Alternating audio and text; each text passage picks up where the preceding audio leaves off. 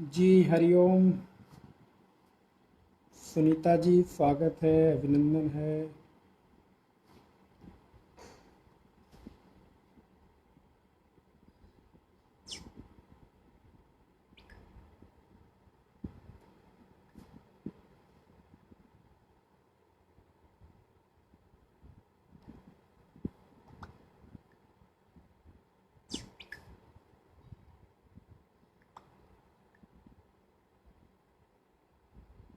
सभी का अभिनंदन, स्वागत। सब ठीक है?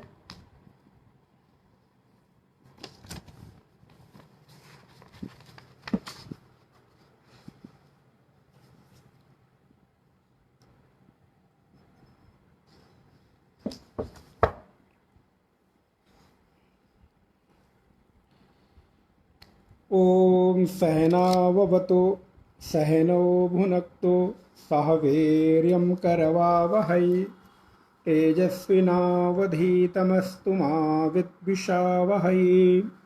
ओम शांति शांति शांति।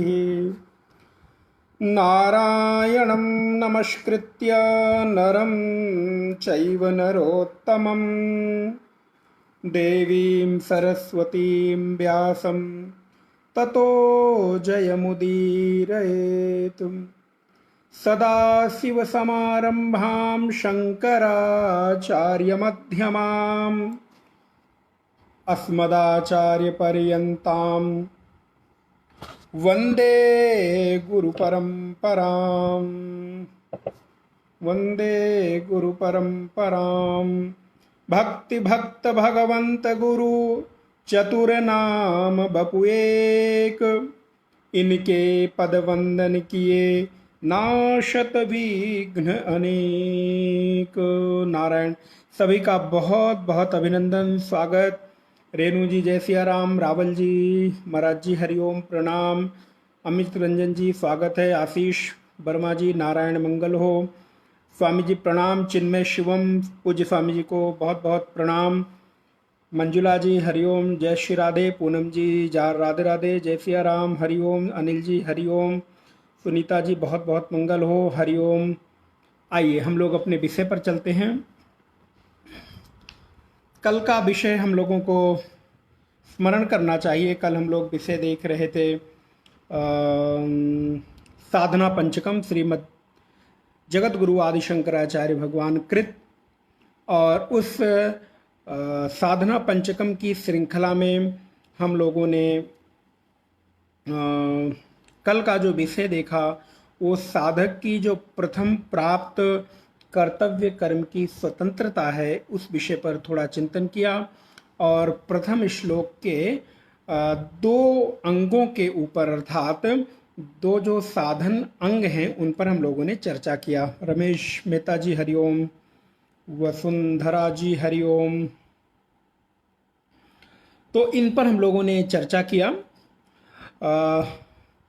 श्लोक अगर आप लोगों के पास हो तो आप लोग देख सकते हैं, उसको दोहरा सकते हैं, गुनगुना सकते हैं। बहुत सुंदर प्यारे प्यारे श्लोक हैं। और एक मुझे किसी ने कहा कि पांचों श्लोक एक बार में आप गाकर भी अगर चाहें तो भेज दें तो बड़ी कृपा होगी। तो मैं कोशिश करूंगा जिस दिन ये सत्र पूरा होगा उस दिन पांचों श्लोकों को एक साथ गाकर वीडियो अपलोड कर दिया जाएगा।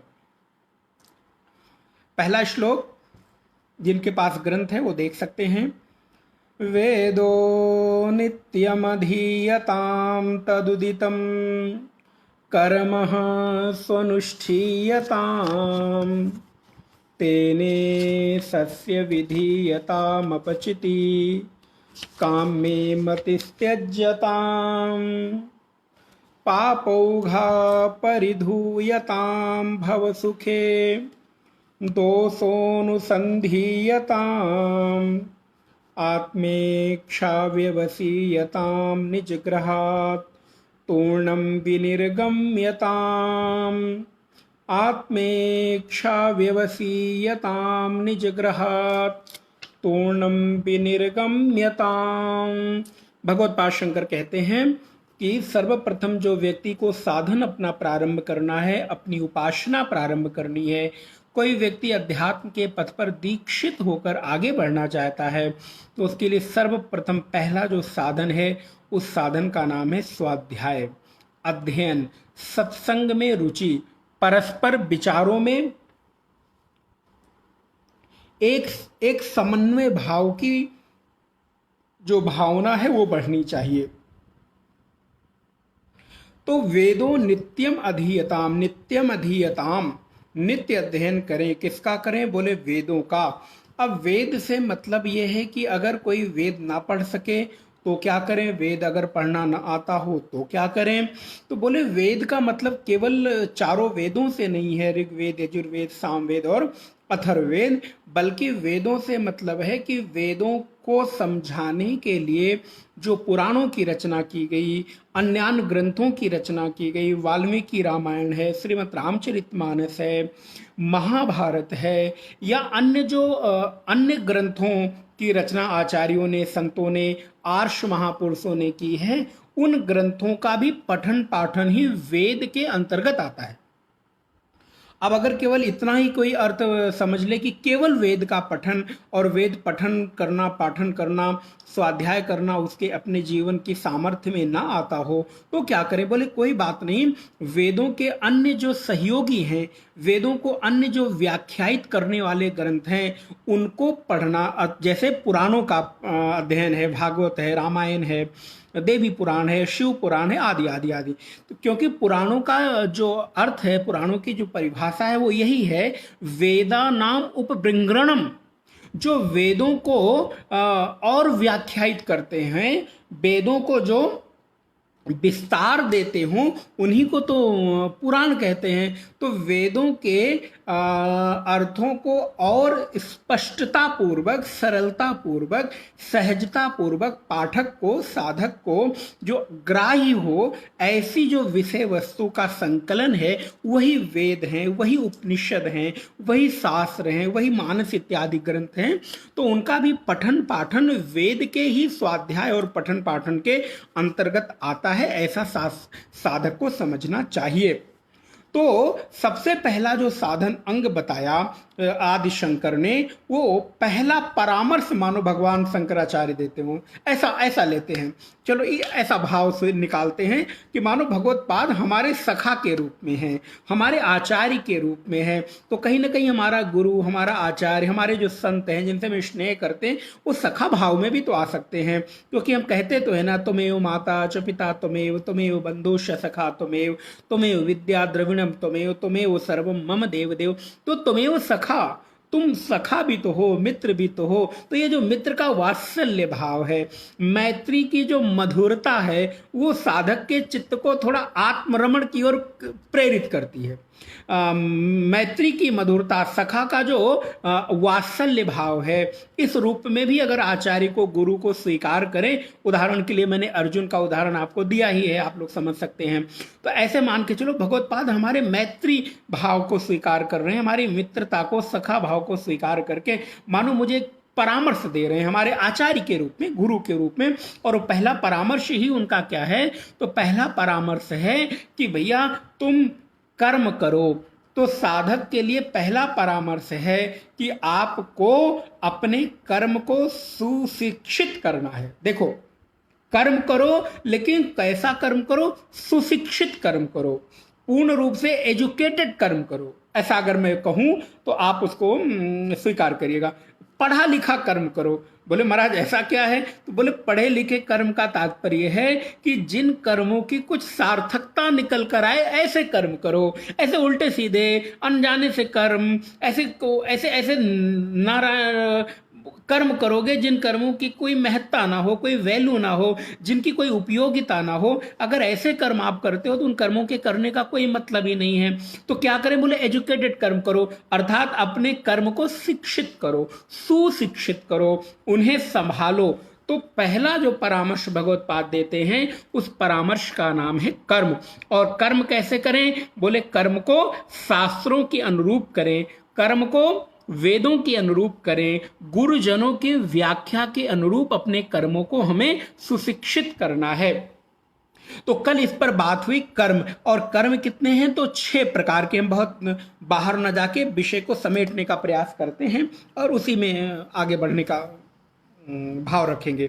तो 6 प्रकार के कर्मों को भगवत्पाद में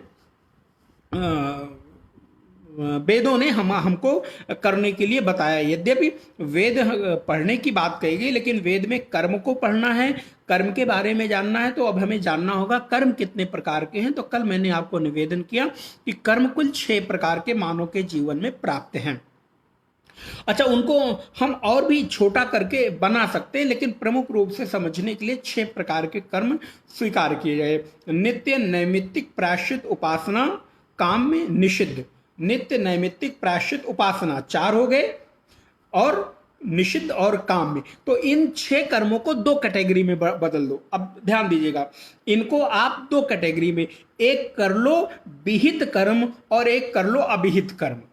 तो विहित कर्म में 4 आ जाएंगे, नित्य, नैमित्तिक, प्रायश्चित और उपासना, और अविहित कर्म में 2 आ जाएंगे, निषिद्ध और काम।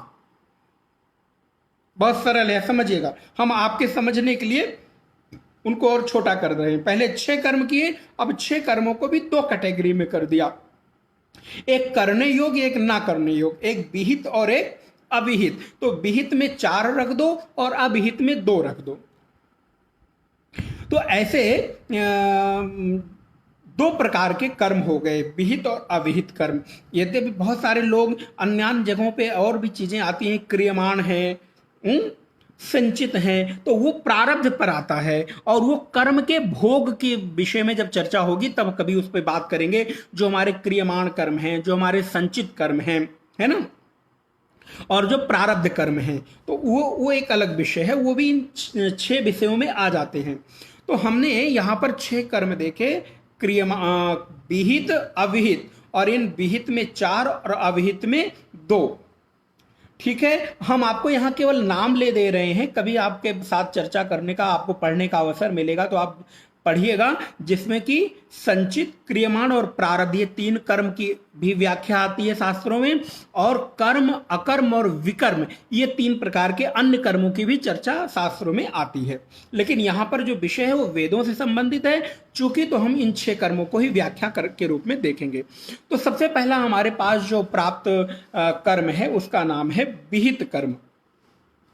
अच्छा, अब विहित कर्म जब कहा जा रहा है, तो विहित कर्म करने में सबसे पहली जो चीज आई उसका नाम है नित्य कर्म। अब नित्य कर्म क्या है? अब नित्य कर्म क्या है, इसको आप समझ सकते हैं। इसकी छोटी सी परिभाषा है, अकरणे प्रत्यवायः। कई सारे लोग लिखने वाले हैं, तो अकरणे प्रत्यवायः, जिसके ना करने से प्रत्यवाय दोष लगता है, लेकिन करने से कोई बहुत विशेष फल नहीं मिलता।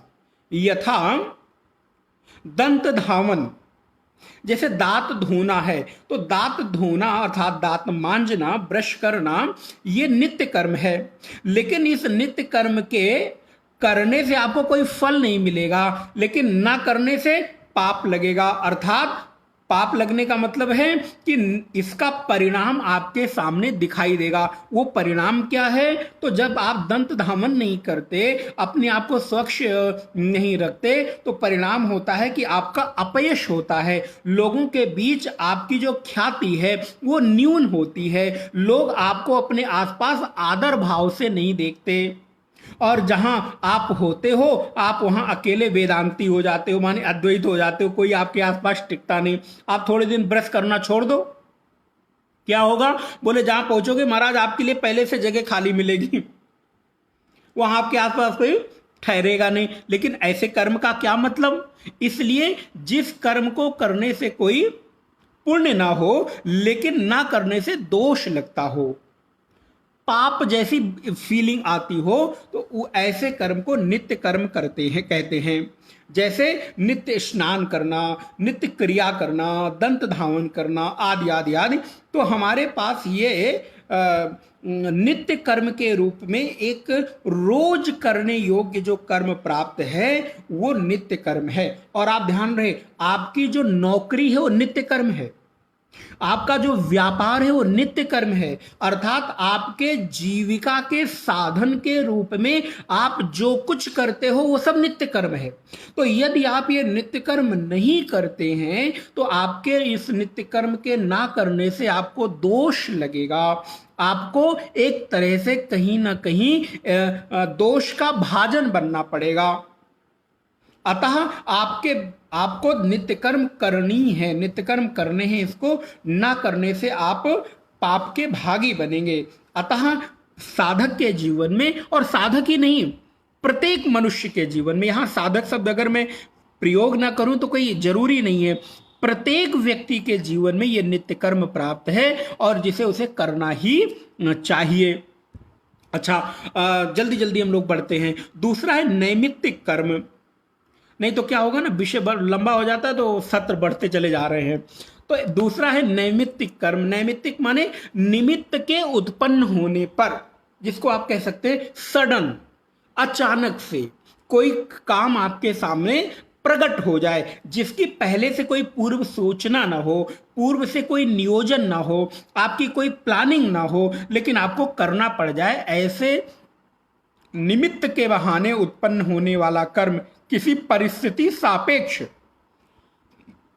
अब कई बार कई लोग कहते हैं हिंदी बहुत कठिन हो जा रही है, तो मैं इससे सरल कैसे करूं मुझे खुद ही नहीं पता, लेकिन करने की कोशिश करूंगा। तो परिस्थिति सापेक्ष जो कोई कर्म आपके सामने समुपस्थित हो जाए, समुपस्थित माने सामने आपके आ जाए, चलो ऐसे छोटी छोटी प्रयास करके हम इसको लाते हैं आपके समझने के लिए। तो आपके सामने जो किसी परिस्थिति के कारण कर्म समुपस्थित माने सामने आपके प्रकट हो जाए, ऐसा जो प्रकट कर्म है वो आपके लिए नैमित्तिक कर्म की श्रेणी में आता है। यथा आपके घर में किसी का अचानक स्वास्थ्य खराब हो जाना, किसी की मृत्यु हो जाना, किसी का जन्म हो जाना, किसी गर्भवती स्त्री को गर्भ प्रसव पीड़ा हो जाना और बच्चे का जन्म हो जाना, तो ऐसी स्थिति में आपके वर्तमान प्राप्त सारे कर्म, नित्य कर्म, उपासना कर्म आदि शिथिल हो जाते हैं और वहां पर नैमित्तिक कर्म अपनी विशेष स्थान को रखते हुए आपके ऊपर हावी हो जाता है। जैसे कई बार सरकार कहती है या कोई अधिकारी कहता है कि मैं अपने विशेषाधिकार का प्रयोग करते हुए वर्तमान समय में सारे नियमों को शिथिल करते हुए जो आदेश निर्गत कर रहा हूं वो प्रभावी रूप से लागू किया जाए। जो लोग हैं नौकरी में या इस ऐसे स्थिति में, उनको मालूम होगा कि मैं अब अपने विशेषाधिकार का प्रयोग करते हुए मैं सारे नियमों को तुरंत डाउन करते हुए, कम करते हुए, उनको अप्रभावी करते हुए वर्तमान के आदेश को प्रभावी करता हूं। वर्तमान का आदेश ही अंतिम आदेश माना जाए, ऐसा कहा जाता है। क्यों? क्योंकि एक कोई ऐसा इमरजेंसी काम आ गया, जैसे वर्तमान में देखिए इस समय पूरा का पूरा विश्व सारे नियमों को शिथिल करके केवल एक चीज पर, क्यों? क्योंकि ये नैमित्तिक परिस्थिति आ गई, इसका कोई पूर्वानुमान नहीं था, इसके लिए कोई तैयार नहीं था। तब क्या हुआ, अब इनकम टैक्स में छूट भी मिल गई। अब आपके यहां देखिए नाना प्रकार के जो टैक्स आते थे, नाना प्रकार की जो फाइलें होती थी, नाना प्रकार के अधिकारियों के साथ जो आपके संपर्क रहते थे, पानी का बिल है, बिजली का बिल है, हाउस टैक्स है, नाना प्रकार की चीजें थी, अब सब में ढील दे दी गई है। आपका बिल भी थोड़ा लेट हो रहा है तो कुछ नहीं हो रहा है, आप कहीं कुछ पैसे जमा करने थे फिर भी नहीं, क्या एक SIP क्या कुछ म्यूचुअल फंड होता है उसमें आप जमा करते हैं, वहां भी आपको छूट मिल गई। आप जहां जहां आपने कुछ किया था निवेश, सारे नियमों को शिथिल कर दिया गया। क्यों? क्योंकि ये नैमित्तिक कर्म उपस्थित हो गया है पूरे विश्व में, पूरे भारत में, पूरे राष्ट्र में, ऐसा हम कह सकते हैं। तो इस नैमित्तिक कर्म को प्रभावी रूप से लागू कर दिया गया और सारे कर्मों को, जो नित्य कर्म थे, जो आपका रेगुलर रूटीन था, आपको जाना आना, नौकरी, ये वो सब छूट कर दे दी गई, सबको प्रतिबंधित कर दिया। नौकरी भी मत जाओ, स्कूल भी मत जाओ, आप ये भी टैक्स मत भरो, ये भी मत भरो। क्यों? क्योंकि अब नैमित्तिक कर्म इतना हावी हो गया है कि वो नित्य कर्म को शिथिल कर दे रहा है। तो प्रत्येक मनुष्य के जीवन में कई बार ऐसे नैमित्तिक कर्म प्रस्तुत हो जाते हैं, उपस्थित हो जाते हैं, जहां पर उनके सारे कर्म शिथिल होकर नैमित्तिक कर्म की प्राथमिकता हो जाती है। तो जब आपके जीवन में ऐसी नैमित्तिक कर्म की परिस्थिति उपस्थित हो तो आपको सारे चीजों को त्याग कर नैमित्तिक कर्म करने चाहिए। उदाहरण के लिए मैंने आपको कई सारे उदाहरण दिए, बच्चे का जन्म हो जाना, मृत्यु हो जाना, प्रसव हो जाना, आदि आदि आदि आदि। आप पूजा करने बैठे हैं और पता चला आपके द्वार पे किसी का एक्सीडेंट हो गया, किसी की जान के ऊपर बनाई, तो अब आपके समय ध्यान रखिए मेरे भाई बहन, अब आप ध्यान रखिए कि इस समय आपका पूजा कर्म करना एक तरह से दोष युक्त हो जाएगा। इस समय आपका कर्तव्य है कि उस सामने उपस्थित हुए नैमित्तिक कर्म में आप प्रवृत्त हो जाओ। वो निमित्त के लिए परिस्थिति सापेक्ष जो कर्म आपके सामने आया है कि किसी के प्राण रक्षा का अवसर आया है, तो आप पूजा अगर छोड़कर आप वहां चले जाते हो तो आपको कोई दोष नहीं लगेगा, भगवान भी आपके नाराज नहीं होंगे, गुस्सा नहीं होंगे। क्यों? क्योंकि आपने नित्य कर्म छोड़ा, उपासना कर्म छोड़ा, आपने प्रायश्चित कर्म किया। अतः प्रायश्चित कर्म सारे कर्मों के ऊपर हावी हो जाता है, वहां पर उसका प्रभाव अधिक देखने को मिलता है और हम लोगों को भी इस बात को जानना चाहिए। आप पूजा छोड़ दो, ये शास्त्र का आदेश है, ये गुरु का आदेश है। यदि आपके सामने कोई नैमित्तिक कर्म आया है तो सबसे पहले नैमित्तिक कर्म आप करिए और नैमित्तिक कर्म करने के बाद पुनः, हाँ लेकिन ध्यान रहे, फिर नैमित्तिक कर्म के, एक बात और याद आ गई, नैमित्तिक कर्म के बहाने फिर आप अपने नित्य और उपासना के कर्मों को झुठला नहीं सकते या उनको छोड़ नहीं सकते। अब एक बहाना मिल गया, अरे भैया वो एक दिन का था, किसी की सेवा, किसी की मृत्यु में, किसी के जन्म में, किसी के उत्सव में जाना, अब उस बहाने आप अपने रोज के नित्य कर्मों को छोड़ोगे तो दोष लगेगा। देखो ये शास्त्र है, शास्त्र को बहुत गंभीरता से समझने की बात है। यदि आपकी निष्ठा है तो, गुरु वचनों में यदि आपकी निष्ठा है तो, हां वही कर्म जो आपको पुण्य दे गया कल, अगर वही उसी का बहाना लेकर आज अपने नित्य और उपासना जैसे कर्मों को छोड़ते हो तो वही आपको पाप की श्रेणी में डाल देगा, दोष की श्रेणी में डाल देगा। क्यों? क्योंकि अब आप उस परिस्थिति के चले जाने के बाद भी उस परिस्थिति का बहाना बनाकर आप बचना चाह रहे हो। इसलिए नैमित्तिक कर्म क्षणिक होता है, ध्यान रहे, नैमित्तिक कर्म बहुत देर के लिए नहीं होता, नैमित्तिक कर्म कुछ क्षण के लिए होता है और जैसे ही वो नैमित्तिक कर्म पूरा हुआ वैसे ही आप पुनः अपने नित्य और उपासना के कर्मों में प्रवृत्त हो जाओ। तो दो कर्म हो गए। तीसरा कर्म हमको मिलता है काम्य कर्म। देखो नित्य नैमित्तिक, अब हमें पहले तीसरे पे आ जाओ, प्रायश्चित। नित्य नैमित्तिक नहीं, क्रम मैं थोड़ा और बदल देता हूं, नित्य नैमित्तिक उपासना पे आ जाता हूं, ठीक है, कंफ्यूजन ना हो। नित्य नैमित्तिक और उपासना कर्म पे अब हम आते हैं। तो उपासना कर्म क्यों? क्योंकि उपासना का अर्थ पहले समझना है। ये कर्म ध्यान रहे, उपासना एक कर्म है जो आप अपने भगवान की आराधना करते हो, जो आप ध्यान प्रार्थना करते हो, ये एक आपका कर्म है। अगर आप ये नहीं करते तो आप दोष के भाजन बनोगे, दोष के भागी बनोगे। अब व्यक्ति को जरूरत क्या है, भाई हम नित्य कर्म कर लेंगे, नैमित्तिक कर्म कर लेंगे, काम इत्यादि कर्म कर लेंगे, लेकिन उपासना कर्म क्यों करें? तो इसके थोड़े विज्ञान पर हम चर्चा करना चाहेंगे, तो थोड़ा गंभीरता से हम लोग इस पर विचार करें। उपासना कर्म की मनुष्य को आवश्यकता क्यों है? यद्यपि इस विषय पर अकेले स्वतंत्र रूप से चर्चा भी की जा सकती है केवल उपासना शब्द पर, लेकिन हम इस माध्यम से थोड़ी सी चर्चा करेंगे। उपासना की जरूरत क्यों है? आखिर उपासना व्यक्ति को क्या देती है? तो मेरे भाई बहन ध्यान रहे, उपासना है एक बेसहारे को सहारा देना। नोट करिएगा मन में, किताब में भी चाहे तो कॉपी में भी। एक बेसहारे को सहारा देना, एक निराश्रित को आश्रय देना, इस एक, मजबूती से पकड़िएगा, इस एक दृढ़ मजबूत आलंबन को उपासना कहते हैं। एक मजबूर व्यक्ति को, एक निराश्रित व्यक्ति को, एक बेसहारा व्यक्ति को, एक हताश निराश व्यक्ति को एक चारों तरफ से निराशाओं से भर गए, अवसाद से भर गए व्यक्ति को, असफलता से भर गए व्यक्ति को एक जो दृढ़ मजबूत आलंबन है, पकड़ है, इस पकड़ का नाम उपासना है। बस अगर आप उपासना का अर्थ इतना करना चाहें और समझना चाहें तो आपके लिए बहुत आवश्यक है एक इस दृढ़ आलंबन का, एक इस मजबूत पकड़ का नाम उपासना है। जो आप पकड़ते हो, कौन सी पकड़? जो पकड़ इतनी मजबूत है कि मुझे विपरीत से विपरीत, प्रतिकूल से प्रतिकूल परिस्थिति में भी कभी छूटने का अवसर न दे, ऐसे पकड़ का नाम उपासना है। इसलिए मनुष्य के जीवन में उपासना की इतनी महती आवश्यकता है, जरूरत है। यदि उपासना रहित है जीव तो बहुत हद तक जीवन के किसी मोड़ पर अवसादग्रस्त हो जाएगा।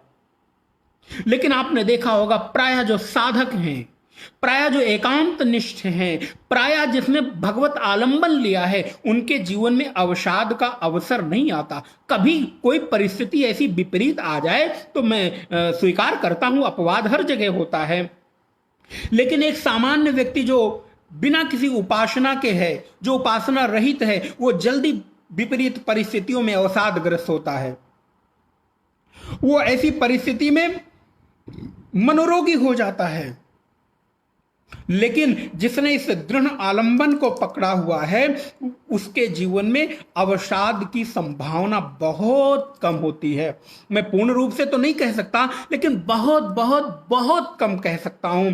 उसके जीवन में उसकी संभावना नहीं है। क्यों? क्योंकि एक असहाय को सहायता मिल गई, एक आलंबन मिल गया, एक दृढ़ पकड़ मिल गई। जैसे कोई डूब रहा हो व्यक्ति, पानी में, सरोवर के भीतर घुस गया हो, नदी में घुस गया हो, लेकिन वो डूबने लग रहा हो, पानी में उतर रहा हो, और उसको कहीं कोई जंजीर मिल जाए तो वो आदमी कैसी उस पकड़ को मजबूत करके रखता है कि अब मैं छोड़ने नहीं दूंगा, भले कुछ भी हो जाए। आपने कभी कभी कहीं किसी सीन में देखा होगा, पानी की धार आ रही है, उसको बहाए ले जा रही, लेकिन उसने अपनी मजबूत पकड़ को इतनी मजबूत कर रखा है कि पानी की धार उसको काट के निकल जा रही है, लेकिन वो छोड़ने का नाम नहीं ले रहा है। ऐसे ही विपरीत परिस्थिति में उपासना का अवलंबन जो लोग पकड़ के रखते हैं, परिस्थिति आती है उसको झंझोरती है। मैं ये नहीं कहता कि प्रभाव नहीं होता, झंझोरती है, गीला भी होता है, उस परिस्थिति से कहीं ना कहीं प्रभावित भी होता है, लेकिन वो पकड़ अगर उसकी मजबूत है तो वो कभी छोड़ेगा नहीं, तो वो कभी बहेगा नहीं।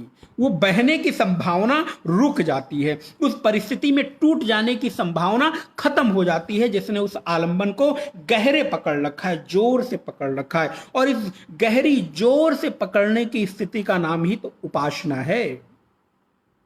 एक जो बेसहारा आदमी है, अगर उसको कोई परिस्थिति ना, कोई पकड़ ना मिले तो कैसे घबरा जाता है।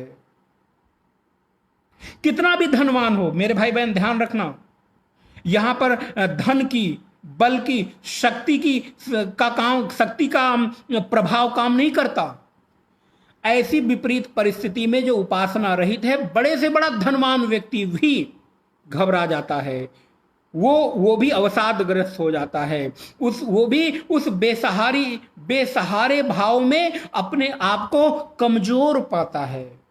तो मैं ये कहूं कि कमजोरी दूर करने का एक उत्तम जो साधन है वो है उपासना।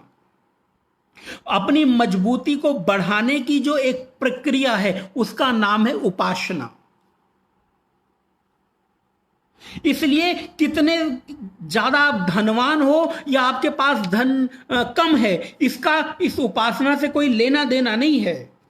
यह उपासना तो गरीबों से लेकर धनवानों तक की उतनी ही मजबूती के साथ खड़ी होकर साथ देती है जितना एक गरीब का, चाहे एक अमीर का। बस शर्त इसमें यह है कि आपने पकड़ा कितनी मजबूती से, आपने उस उपासना में अपने आप को कितने प्रतिशत में स्थिर कर दिया है, झोंक दिया है। अगर मैं कहूं, आपने कितना अपने आप को उसमें निवेश कर दिया है। भाई ध्यान रखना, बैंकों को हमने निर्मित किया, धन का संचय किया, संबंधों का आश्रय बनाया, सारे संसार के बहुत सारे संबंधों को हमने बना के रखा, हमेशा बचा के रखा कि हमारे किसी समय एक काम आएंगे। लेकिन आवश्यकता पर वो आश्रय कभी काम नहीं आते। अगर आते भी हैं, मैं ऐसा भी नहीं कहता कि संसार के आश्रय काम नहीं आते, नहीं आते हैं। आवश्यकता पड़ने पर प्रथम आश्रय हमको मिलता हुआ संसार के संबंध से ही दिखाई पड़ता है, पति से, पत्नी से, भाई से, बहन से, बेटे से, बेटी से, नाते रिश्तेदारों से। लेकिन ध्यान रहे, अंतिम आश्रय नहीं होते। पहले आश्रय तो होते हैं लेकिन अंतिम आश्रय नहीं होते। इस रूप से आप लीजिएगा, वो पहले आश्रय तो बनते हैं, प्रथम दृष्टया मेरा अवलंबन उन पर आधारित तो हो जाता है, लेकिन अंतिम समय तक आश्रय ग्रहण वो कर पाएंगे, हमको दे पाएंगे, ऐसा आज तक तो दिखाई नहीं दिया। अंतिम आश्रय इस संसार में यदि कोई है तो वो आप अपने खुद हो। जी जी हाँ, अंतिम आश्रय यदि संसार का कोई आप ढूंढने चाहते हो तो वो आपका अपना ही स्वरूप है, आपकी अपनी ही। आज दिन में किसी ने मुझसे एक प्रश्न पूछा, इस संसार में अंतिम मित्रता का भाव किसके साथ रखूं? क्या भगवान हमारे मित्र बनेंगे? मैंने कहा भगवान तो मित्र बनने को सदा उत्सुक हैं, लेकिन ध्यान रहे, क्या आप उस भगवान को अपना मित्र बनाने के लिए उत्सुक हो कि नहीं हो? और इस संसार का अंतिम एकमात्र सत्य मित्र कोई हो सकता है तो वो आप अपने हो सकते हो। अन्य कोई आपका मित्र थोड़ी देर के लिए क्षणिक तो हो सकता है लेकिन अंतिम नहीं हो सकता। पहला तो हो सकता है लेकिन अंतिम नहीं हो सकता। लेकिन परमात्मा पहले भी मित्र हैं और अंतिम भी मित्र हैं, वो कभी छोड़ते नहीं। संसार पहला मित्र बनता हुआ सा दिखाई देता है, इस शब्द पर ध्यान दे, पहला मित्र बनता हुआ सा दिखाई देता है, लेकिन वो अंतिम मित्र बन जाए ऐसा दिखाई नहीं पड़ता। अच्छा, कोई गरीब कहे कि जिसके पास धन अधिक है वो निश्चिंत होते होंगे, तो मेरे भाई बहन जो बड़े बड़े धनवान लोग हैं, जरा एक बार उनसे जाके बात करके देखो, क्या इतना धन आ जाने के बाद निश्चिंत हो गए क्या? या जिनके पास पहले धन नहीं था, उनको लगता था कि धन आ जाने के बाद मैं निश्चिंत हो जाऊंगा, और आज धनवान हो गए हैं, धनपति हो गए हैं, पदवान हो गए हैं, शक्ति सामर्थ्यवान हो गए हैं, तो जरा अब तुम सोच कर देखो, क्या तुम निश्चिंत हो गए हो? क्या अब तुम्हारी निश्चिंतता हो गई? पहले धन होने से निश्चिंतता हो जाएगी ये हमारी मान्यता थी, अब धन हो गया तो क्या मैं निश्चिंत हो गया? उन लोगों से हम पूछें जिनके पास अपार संपत्ति है, क्या वो निश्चिंत हो गए? नहीं। लेकिन जिसके पास कोई संपत्ति नहीं है, सांसारिक कोई संपत्ति नहीं है, उस फकीर से जाके पूछो तुम निश्चिंत हो गए, तो वो जोर से कहेगा, सामर्थ्य पूर्वक कहेगा, आत्मविश्वास के साथ कहेगा, जी हां मैं निश्चिंत हो गया, जी हां मैं निश्चिंत हूं। जिसके पास संसार का कोई आलंबन नहीं है वो निश्चिंत है, लेकिन जिसके पास संसार के बहुत सारे आलंबन हैं वो दुनिया के सबसे डरे हुए लोग हैं। इस दुनिया में अगर वर्तमान में कोई सबसे ज्यादा डरा हुआ है तो जिसके पास सबसे ज्यादा संसार का आलंबन है, जिसको सबसे ज्यादा अपने धन पर, संबंधों पर आश्रय भाव था, सबसे ज्यादा उन पर गर्व था, वो लोग ज्यादा डरे हुए हैं। जिनका आलंबन जो फकीर था, जो परमात्मा के आलंबन पर था, वो नहीं डरे हैं। हो सकता है थोड़ा डर हो परिस्थितियों का, लेकिन आप जाकर देखो, संसार के सबसे डरे हुए व्यक्तियों में सबसे बड़े लोग आपको मिलेंगे, दिखाई देंगे। क्यों? अगर धन से निश्चिंतता आ जाती, धन से अभय आ जाता, धन से निडरता आ जाती, पद से निडरता आ जाती, तो संसार के बड़े बड़े राष्ट्राध्यक्ष आज के समय में डरे ना होते। लेकिन वर्तमान के सबसे बड़े बड़े राष्ट्राध्यक्ष तो धनपति हैं, विकसित हैं, सारे लोग डरे हुए हैं। क्यों? धन से, संपत्ति से, वैभव से, पद से निडरता, अभयता आती तो वर्तमान में सारे बड़े लोगों ने उस अभयता को, निडरता को खरीद लिया होता। मेरे भाई बहन, अगर संपत्ति, पद, वैभव, प्रतिष्ठा से अभय मिलता, निडरता मिलती, तो अब तक निडरता, अभयता, आश्रय, आलंबन बड़े लोगों की प्रॉपर्टी बनकर रह गया होता। लेकिन नहीं, वो हम जैसे फकीरों के पास भी है। क्यों? क्योंकि वो आलंबन धन से नहीं आता, वो आलंबन पद से नहीं आता, वो आलंबन प्रतिष्ठा से नहीं आता। एक छोटी सी कहानी है, आपको मुझे याद आ रही है, आपको मैं कहता हूं, सुनाता हूं। आपको याद होगा संगीत के बहुत बड़े, अपने परमात्मा के आराधन में गाने वाले सूरदास, उनको एक बार अकबर ने खबर भिजवाई कि मैं चाहता हूं कि मेरे दरबार में हाजिर होकर तुम मुझे कुछ संगीत सुनाओ। तानसेन को बुलाया गया, तानसेन गए, सूरदास को बुलाया गया, सूरदास ने संदेश भेजा, मैं तो अपने एक ही मालिक के लिए गाता हूं। अकबर को यह बात पता चली, पहली बार किसी फकीर ने मेरी बात को ठुकरा दिया, आने से मना कर दिया। पहुंचा, खुद निवेदन किया, क्यों नहीं आए? बोले अरे मेरे इस जीवन में एक ही मात्र तो मेरा कोई आराध्य है, ठाकुर है, स्वामी है, महाराज है,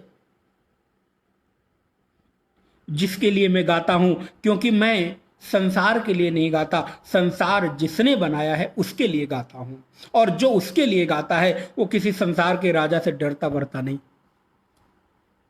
तुम महाराज होगे, अकबर होगे, अपने यहां के लिए होगे। इसीलिए मैं आपको कह रहा हूं, ये जो निडरता है, अभय है, ये फकीरों की जागीर है। धनपति लोग तो ज्यादा से ज्यादा डरे हुए दिखाई देते हैं। क्यों? क्योंकि उनको उस धन पर आलंबन है, धन से उनको मालूम है कि शायद मैं निडर हो जाऊं, लेकिन नहीं, आज तक कोई धन से निडर होता हुआ, अभय होता हुआ नहीं दिखाई दिया, बल्कि ज्यादातर डर और अधिक पैदा हो जाता है। इसलिए ये उपासना व्यक्ति को निडर बनाती है, अभय बनाती है। उपासना व्यक्ति को आलंबन देती है, एक ऐसी पकड़। एक और शब्द आप लीजिएगा, उपासना आपको निश्चिंत करती है, और आज के समय में सारी भागदौड़, सारा उपक्रम निश्चिंत होने के लिए ही है। लेकिन उपासना एक ऐसी औषधि है कि प्रत्येक रोगों में आपको निश्चिंत कर देती है। आप उपासना को पकड़ के तो देखो, उसको जोर से पकड़ो, आपके जीवन में निश्चिंतता आएगी। मेरे भाई बहन, उपासना आपको सारी परिस्थितियों के विपरीत होने पर भी, सारी निराशा के बीच भी एक जो आशा की किरण खोलती हुई दिखाई देती है, उसका नाम है उपासना। उसका नाम है साधना, उसका नाम है आलंबन, उसका नाम है उस परमात्मा की पकड़ को मजबूत करना। जो भी चाहे आप नाम दे दें, उस उपासना के बल पर आप निश्चिंत हो सकते हैं। इस संसार में यदि कोई एक औषधि है तो उस औषधि का नाम है उपासना। जब साधना, तब आप जो भी अलग अलग नाम देना चाहें नाम दे सकते हैं। अच्छा, एक और बात, भौतिक कोई व्यक्ति जब आपको आश्रय देता है ना, सहारा देता है ना, तो पीछे से चुपके से अपना नाम भी लिख देता है, अमुक व्यक्ति के सौजन्य से। अरे आदमी मंदिर में एक पंखा भी दान करता है ना भाई, तो उस पंखे की तीनों पंखुड़ियों पर, तीनों पंख पर 4 से 8 पुस्तों का नाम लिखवा देता है। मुझे लगता है रुकता तब होगा जब पंखुड़ी भर जाती होगी, पंख भर जाता होगा, उस पर नाम कहीं नहीं आता होगा तो लिखता होगा। अब पता नहीं, मैंने कभी चढ़ के नहीं देखा, पता नहीं उन पंखों के ऊपर भी तो नहीं लिखा रहता जो दिखाई नहीं देता। हो सकता आप लोगों ने कभी देखा हो। आदमी अगर एक आलंबन देता है, एक संबल देता है, तो पंखे की 3 पंखियां होती हैं, 3 पंखुड़ियां होती हैं। उन तीनों पंखुड़ियों पर 7 पुस्तों के नाम लिखाता है, और शायद ऊपर भी लिखा देता हो कि शायद जगह नहीं बची है। ये क्या है? बोले संसार की आलंबन है। संसार जब कुछ देता है ना तो वो दिखा कर देता है। संसार जब कुछ आपके साथ करेगा ना तो दिखावा चाहेगा, मैंने इनके लिए ये किया। और एक बार एक परिस्थिति में यदि आपके साथ खड़ा हो गया तो जीवन भर, अरे पता याद है तुमको उस समय जब तुम्हारे पास ये विपरीत परिस्थिति आई थी तो मैंने क्या किया था? कहीं ना कहीं वो घूम फिर के उस बात को आपको हमेशा याद दिलाता रहेगा। भूल मत जाना। क्यों? क्योंकि भूल जाओगे तो उसने जो किया है उसके एहसान का बदला कैसे चुका पाओगे? इसलिए घूम फिर के वो कभी न कभी किसी न किसी परिस्थिति में आपको याद दिला देता है। तुम्हें याद है उस समय जब तुम्हारे ऊपर विपरीत परिस्थितियां आई थी तो मैं कैसे तुम्हारे साथ खड़ा था, पग पग पर खड़ा था। अरे मैं तुमको बताने के लिए नहीं बता रहा हूं भाई, कहने के लिए नहीं कह रहा हूं भाई। फिर बोले जस्ट ऐसे तुमको बता रहा था यार, याद आ गया वो बात। ये क्या है? बोले ये संसार के लोग हैं, संसार की रीति है। और संसार की रीति महाराज ऐसी ही है। अच्छा, एक और बात, आपका बेटा बाहर रहता है, वो एक मनी ऑर्डर छोटा सा भेज देता है, आपको इतना विश्वास हो जाता है, इतना उसके ऊपर भरोसा हो जाता है। आप कल्पना करके देखो, आपके जीवन में प्रत्येक परिस्थिति में परमात्मा कोई ना कोई समाधान मनी ऑर्डर के रूप में रोज भेज रहा है, आपको उस पर भरोसा नहीं हुआ? क्या आपको मनी ऑर्डर नहीं मिल रहा है?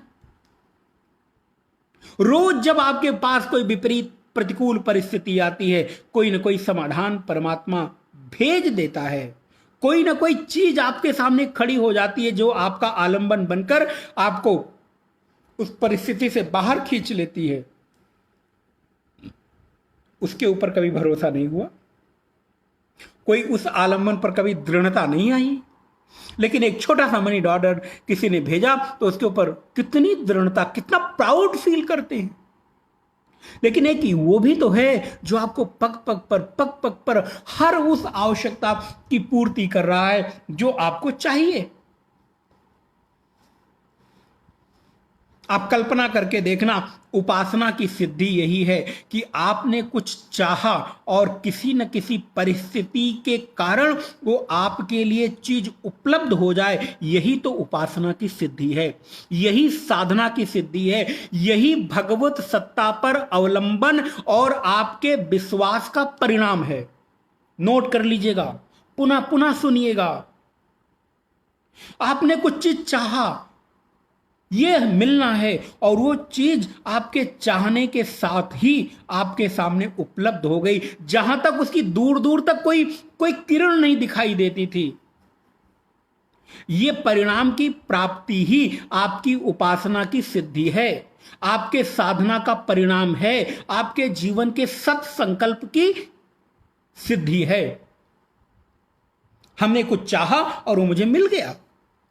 कहां से मिला, कैसे मिला? कभी विचार करके देखिए, कौन से लोग आए जिन्होंने उन चीजों को ऐसे ऐसे पार कर दिया, मुझे पता ही नहीं चला।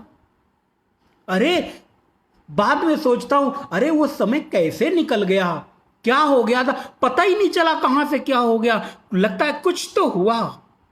ये कुछ कुछ क्या हुआ? क्या इस संसार में सारी चीजें एक्सीडेंट हो जाती हैं क्या, अचानक से हो जाती हैं क्या? नहीं नहीं, परमात्मा का कोई विधान एक्सीडेंट नहीं है। परमात्मा का सारा विधान पूर्व नियोजित है। ये एक्सीडेंट सब निकाल दीजिएगा। ये इस संसार में आपके जीवन में कोई एक्सीडेंट नहीं है। आप किस घर में पैदा होंगे, किस माता पिता के गर्भ से आप आएंगे, किस परिस्थिति, किस परिवार में आएंगे, आपकी चॉइस नहीं थी, और बाय एक्सीडेंट नहीं है। ये सडन नहीं हो गया। इसके पीछे बहुत बड़ी परमात्मा की अपनी सुनियोजित व्यवस्था है। जिस व्यवस्था को मैं कल से कह रहा हूं, उस व्यवस्था का नाम है कर्म मीमांसा। ये एक्सीडेंट नहीं है कि आप कहीं पैदा हो गए, मैं आपसे मिल गया, आप मुझसे मिल गए। ये बाई चांस नहीं है। कई बार कहते बाई चांस ऐसा हो गया। नहीं नहीं, इस सृष्टि की कोई घटना बाई चांस नहीं होती। परमात्मा के यहां कोई चीज बाई चांस नहीं होता। उसके यहां सारी चीज पूर्व नियोजित है। वो बहुत बड़ा प्लानर है। उसकी प्लानिंग इतनी अनंत है, असीम है, कभी फेल नहीं होती। उसकी प्लानिंग बाई चांस नहीं होती, पूर्व नियोजित होती है। एक के बाद एक क्रम, एक के बाद एक क्रम निश्चित है।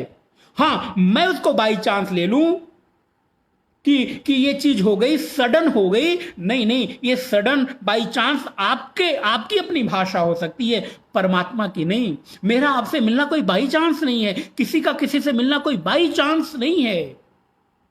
ये संसार की पूर्व नियोजित घटना है। वो एक गीत मुझे याद आ रहा है, बड़ा सुंदर गीत है। यद्यपि है वो किसी और दुनिया का, फिल्मों की दुनिया का, लेकिन कहीं ना कहीं हमारे जीवन को व्याख्यायित करता है। तेरा मुझसे है पहले का नाता कोई, तेरा मुझसे है पहले का नाता कोई, यूं ही नहीं दिल लुभाता कोई। इस बात को, इस लाइन को जरा बड़े कैनवास में देखिए, बड़े परिप्रेक्ष्य में देखिए, थोड़ा विस्तार करके देखिए। ये खाली वो तुच्छ प्रेम के साथ जोड़कर मत देख लीजिएगा, मैंने तुझको देखा, तुझने मुझको देखा और आंखें चार हो गई। नहीं नहीं, वहां तक नहीं।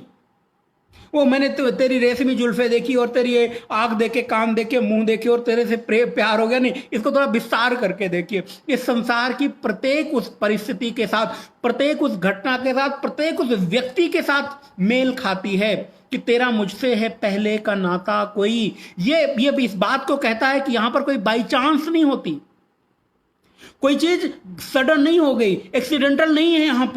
यहां पर सारी चीजें पूर्व नियोजित हैं, क्योंकि तुझसे पहले का नाता कोई नाता होगा। वो नाता क्या है? वो भैया एक कर्म का नाता है। मीमांसा करो, विस्तार करो, थोड़ा चिंतन करो। यही कर्म का ही तो नाता है जिसने तुझे मुझसे, मुझे तुझसे मिलाया।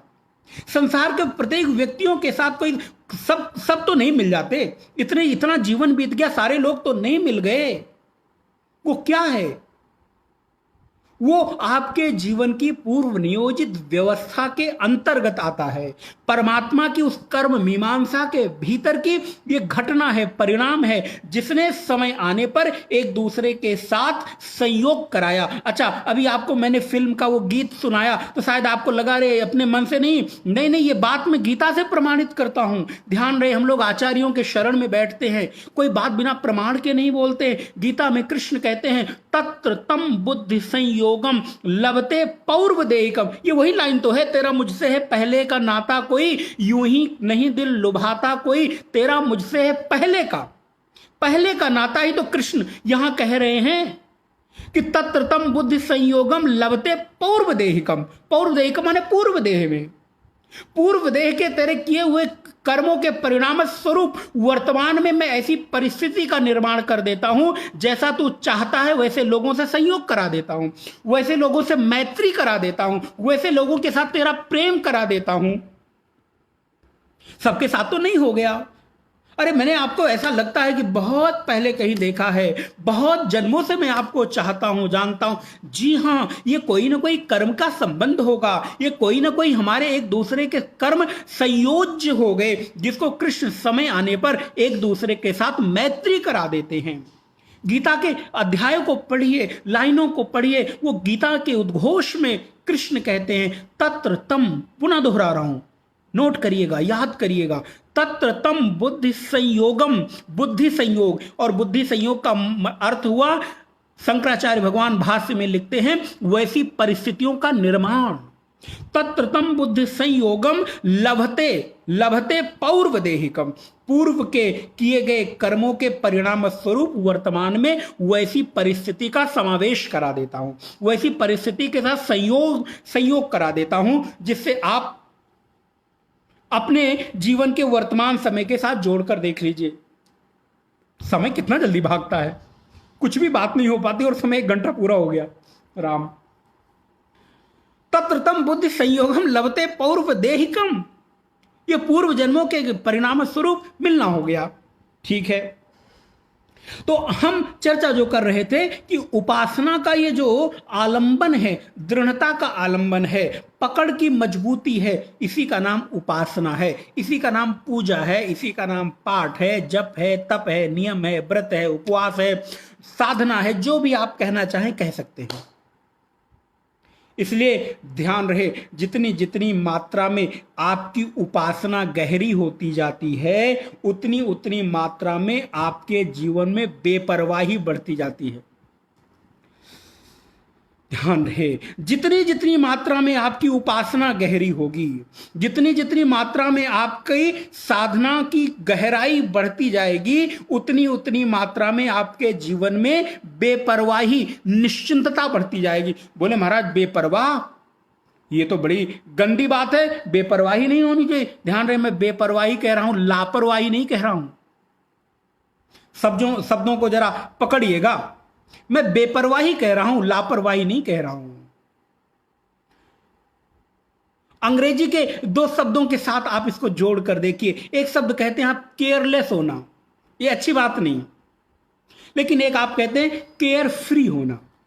तो ये जो बेपरवाही है ना, ये केयर फ्री होना है। लापरवाही केयरलेस है। लापरवाही की बात नहीं कर रहा हूं, बेपरवाही की बात कर रहा हूं।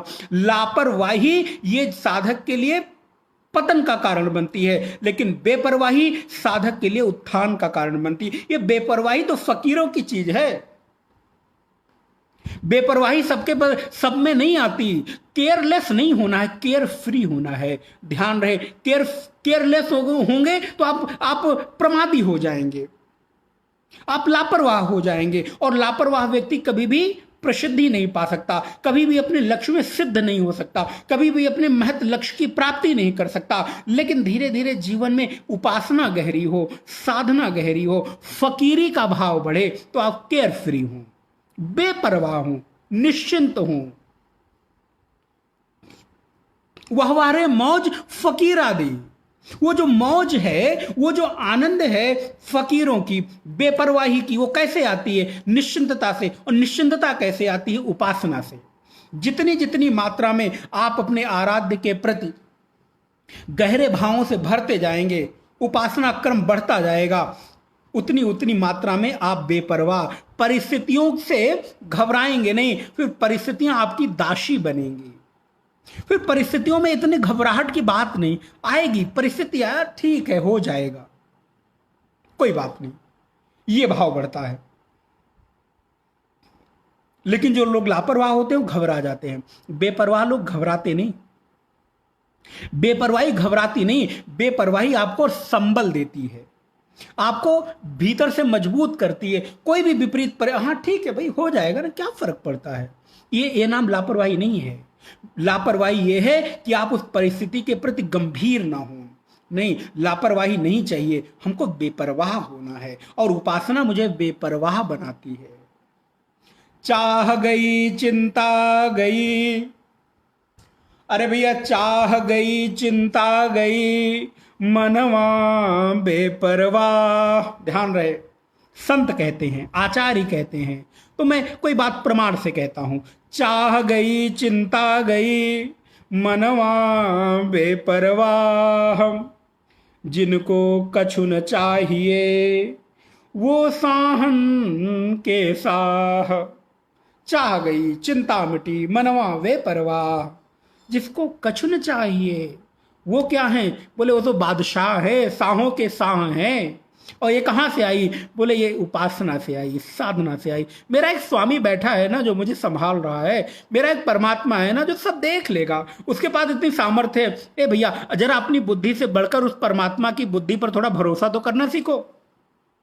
जिसने इतनी पूरी दुनिया को बनाया, जिसने तुमको बनाया, परिस्थितियों को बनाया, जिसने पूरे के पूरे चीजों को आगे बढ़ाया, जरा उसकी बुद्धि पर भी थोड़ा सी भरोसा तो करो। जो यहां तक तुम्हें ले आया है वो आगे भी ले जाएगा ना। जो यहां तक तुमको इतने आनंद पूर्वक पहुंचा दिया, आगे भी पहुंचाएगा ना। याद करो, जब दांत न थे तब दूध दियो, जब दूध दिए ताको अन्न भी दई हैं, जल में थल में पशु पक्षिन में वो सबको देते है, तो भैया तुझको भी दई हैं। जब दांत नहीं थे तो पैदा होने के पहले ही तुम्हारी मां के गर्भ से तुम भूमि पर आते, उसके पहले ही मां के स्तनों में उन्होंने आपके जीवन रक्षण के लिए दूध भेज दिया, दुग्ध पेय भेज दिया। मां गर्भवती हुई तब नहीं, गर्भ होती होने के बाद जब पुत्र जन्म लेता है उसके थोड़े दिनों पहले मां के स्तनों में दुग्ध भेज दिया। क्यों भेजा? कभी चिंता करके देखी? कभी चिंतन करके देखा? कभी सोच के देखा? भेज दिया ना, तुम्हारे ही लिए भेजा ना। मां थोड़ो पिएगी अपना दूध, वो तुम्हारे लिए भेजा है, एक बालक के लिए। उनको मालूम है कि अभी इसको कुछ हो सकता है मिले ना मिले, मां अभाव ग्रस्त हो, गरीब हो, परिस्थितियां ऐसी ना हो को कुछ खिला पिला पाए, तो कम से कम इसको जिला पाएगी अपने पास से उस दुग्ध का पान करा के। और इसलिए सारे डॉक्टर, सारे रिसर्च अब ये कहते हैं कि बालक के लिए सबसे उपयोगी अगर कोई चीज है उसके जन्म लेते ही उसको खिलाने या पिलाने में, तो सबसे पहला उपयोगी पोषक तत्व है, उसका नाम है मां के स्तन का दूध। क्यों? क्योंकि उस परमात्मा की नियति है, परमात्मा की व्यवस्था है। तो जरा परमात्मा की बुद्धि पर थोड़ा भरोसा हो, और जब भरोसा बढ़े तो बेपरवाही बढ़ेगी। लेकिन वही लोग बेपरवाह नहीं हो पाते जो परमात्मा की बुद्धि पर भरोसा नहीं, उस पर भी प्रश्न चिन्ह, अरे भैया यहां तक ले आया तो वो आगे भी ले जाएगा। जब दांत नहीं थे तब दूध दिया, जब दूध दिया है भैया तो जब तुमको दांत आएंगे तो खाने को अन्न भी देगा।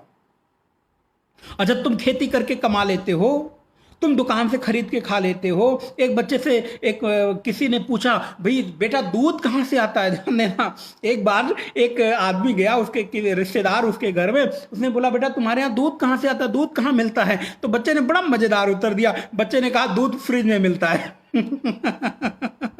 ध्यान रहे, उसने कहा दूध फ्रिज में मिलता है। क्यों? क्योंकि बचपन से पैदा होते उसने दूध जहां भी देखा, कहां देखा? उसने फ्रिज में देखा। जब भी दूध की जरूरत हुई, माँ को निकालते हुए देखा तो फ्रिज का दरवाजा खोला और दूध निकाल लिया। तो बच्चे से पूछोगे तो क्या कहेगा? दूध कहाँ मिलता है?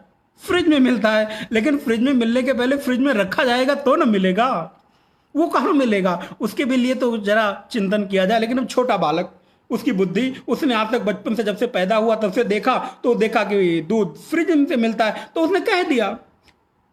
पूछा गया दूध कहाँ मिलता है? बोला फ्रिज में, और फ्रिज से खोला तो दूध।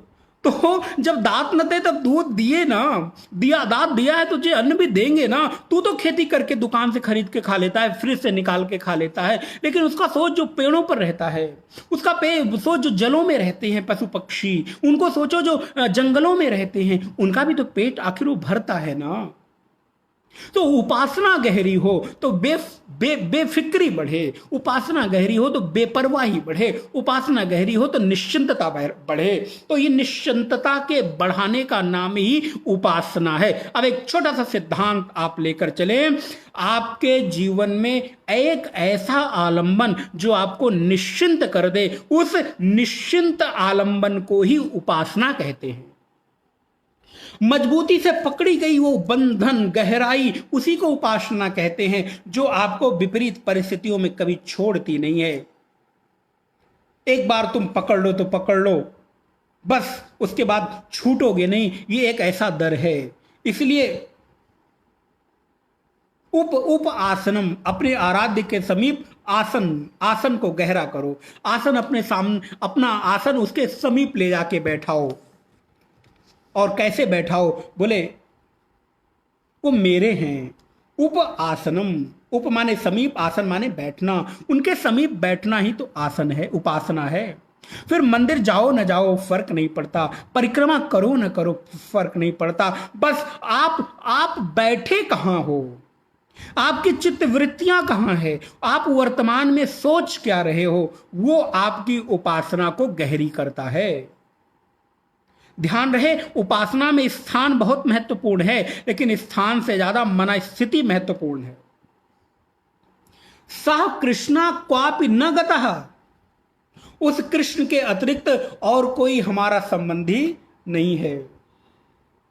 श्री कृष्ण के बारे में श्रीमद् भागवत महापुराण में नारद जी गोपियों को समझाते हैं कि संबंधी तो आते जाते रहते हैं, लेकिन जो कभी आता नहीं, कभी जाता नहीं, उसी का नाम कृष्ण है।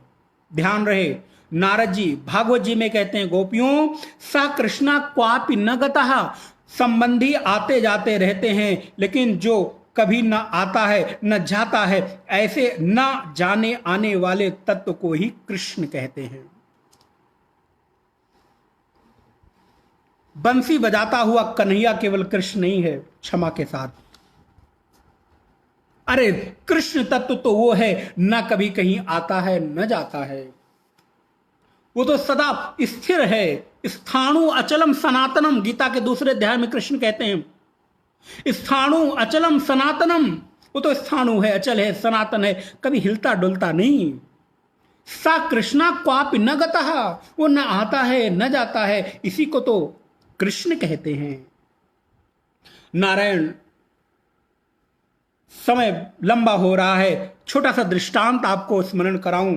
द्रौपदी को 5 पतियों पर भरोसा था, अपने बड़े बड़े गुरुओं पर भरोसा था, पितामह भीष्म पर भरोसा था, ससुर धृतराष्ट्र पर भरोसा था, गुरु द्रोणाचार्य पर भरोसा था, अपने निकटस्थ रहने वाले युधिष्ठिर आदि उन नकुल, सहदेव, भीष्म और अर्जुन पर भरोसा था। बड़े बड़े जो धर्मज्ञ थे, ज्योतिषी थे, धनुर्धर थे, महा भीम जो बलशाली थे, उनके ऊपर भरोसा था। क्यों? क्योंकि वो दिखते थे। बहुत बहुत आवश्यक चर्चा चल रही है, ध्यान रहे, क्योंकि ये सारे लोग दिखने वाले थे। आज हमारी भी स्थिति यही है। मेरा भरोसा किस पर है? मेरे समृद्ध माता पिता पर, मेरे पद और प्रतिष्ठा और वैभव वाले रिश्तेदारों पर, मेरे पति, मेरे पत्नी पर, मेरे बेटे, मेरे पुत्र, मेरे पुत्रियों पर। वैसे ही द्रौपदी को भी भरोसा था किस पर?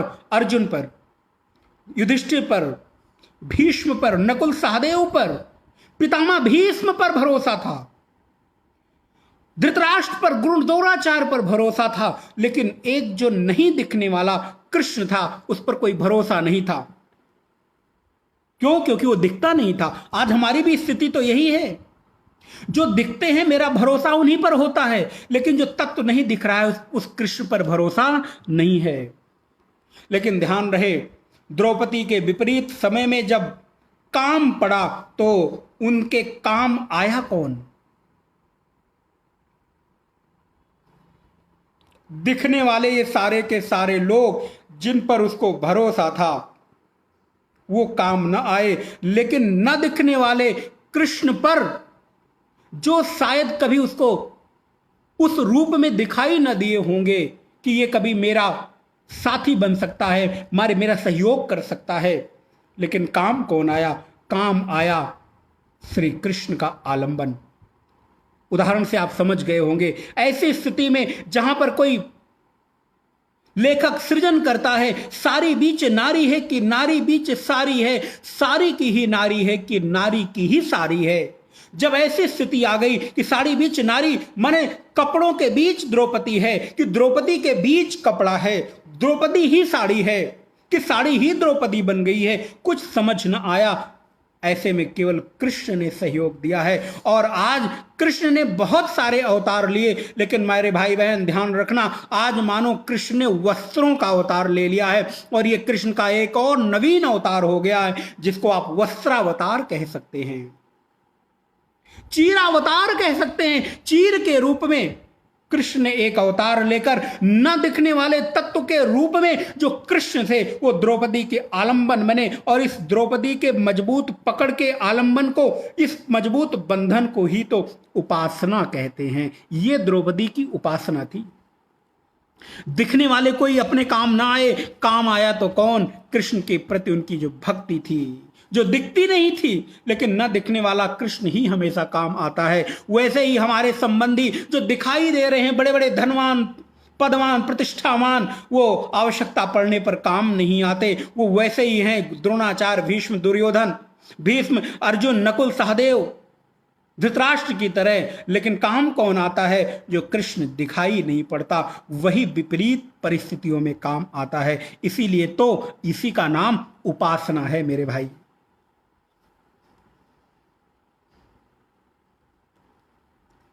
क्या करूं? बंद करूं?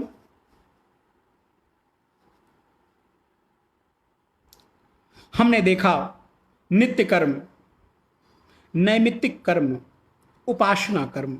हम इस कर्म की श्रृंखला को पूरा कर देते हैं। और चौथा है निषिद्ध कर्म, चौथा है प्रायश्चित कर्म। प्रायश्चित कर्म, प्रायश्चित कर्म माने हमारे द्वारा अनजाने में जो गलती हो गई है, उस अनजाने की गलती को भगवान के सामने प्रायश्चित करना, माने उनके सामने अपनी उस विवशता को स्वीकार कर लेना कि किसी परिस्थिति विशेष के कारण हमसे वो गलती हो गई। इस विवशता की स्वीकृति का नाम प्रायश्चित कर्म है।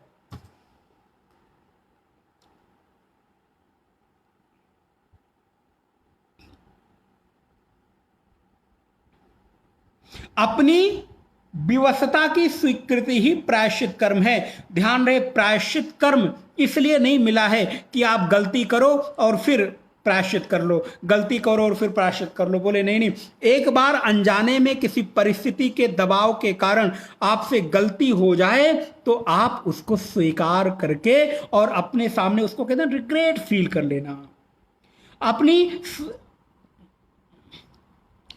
उस गलती को स्वीकार कर लेना जिसमें आपके द्वारा कोई एक ऐसी घटना हो गई जो आप करना नहीं चाहते थे, जानबूझकर नहीं हुई, ध्यान रहे, जानबूझकर नहीं हुई, अनजाने में हो गई, किसी कारण से हो गई, किसी विपरीत परिस्थिति के कारण हो गई, और ऐसी गलती हो गई जिसका बाद में आपको पश्चाताप भी हो रहा है। आपकी भाषा में कहे पछतावा। बाद में आपसे गलती हो गई और बाद में आपको पश्चाताप हो गया। ऐसे कर्म को भगवान के सामने जाकर क्षमा सहित उस कर्म के फल को शिथिल करा देने के उद्यम को प्रायश्चित कर्म कहते हैं। अब आपको समझना होगा, इस भाषा को समझना होगा, इन अर्थों को समझना होगा, इससे सरल नहीं हो सकता। उस परिस्थिति को जाकर आप भगवान के सामने स्वीकार कर लो, प्रभु मुझसे ये गलती हो गई। तो प्रायश्चित क्या है? अपने मन को नोट करते जाना, लिखते जाना। बहुत सुंदर भगवत कृपा से प्रेरणा मिल रही है। अपने चित्त वृत्ति को दुष्वृत्तियों से रोकने का नाम प्रायश्चित है कि अब मैं ये दोबारा नहीं करूंगा, इस भावना का नाम प्रायश्चित है। जिस दुखद परिस्थिति में आपने वो कर्म कर लिया, झूठ बोल दिया, कोई पाप कर दिया, किसी के साथ अधर्म कर दिया, उससे आपकी भावना में पश्चाताप आ गया। अब भगवान के सामने आपने उस कर्म के फल को शिथिल करा लिया। ध्यान रहे, माफ नहीं कराया। प्रायश्चित करने से कर्म का माफीनामा नहीं है, नोट कर ले। प्रायश्चित कर्म आपके दुष्कर्म का माफीनामा नहीं है, बल्कि प्रायश्चित कर्म आपके दुष्कर्मों के फल को शिथिल कराना है। शिथिल का तात्पर्य है कि वो कर्म तब आपको फल दे जिस समय आपका कोई सत्कर्म भी उदय हो रहा हो।